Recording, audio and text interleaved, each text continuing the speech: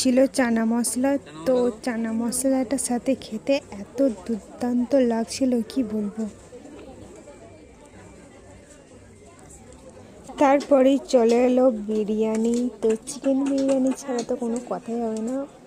তো সাথে নিলাম 1 পিস আলু।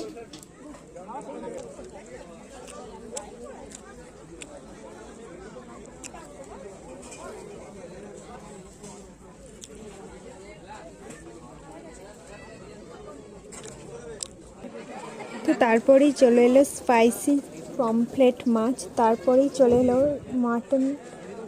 তো মাটনটা জাস্ট এত দারুণ ছিল, এতটাই নরম ছিল কি বলবো, দেখতেই পাচ্ছ।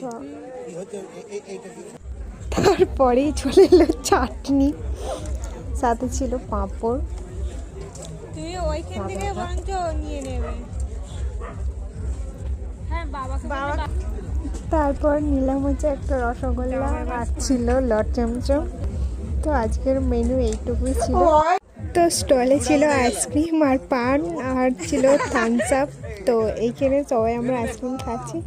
তো এইখানে দেখতে পাচ্ছ কনের বাড়ি থেকে অনেক তত্ত্ব এসেছে, তো ততগুলোও আমি একটু দেখিয়ে দিলাম। তো এইখানে হচ্ছে পান, ফায়ার পান একটু খাওয়ার ইচ্ছে ছিল। তো ফায়ার পান খেলাম, কি বিচ্ছিরি ছিল, আমার অতটাও টেস্টটা ভালো লাগেনি।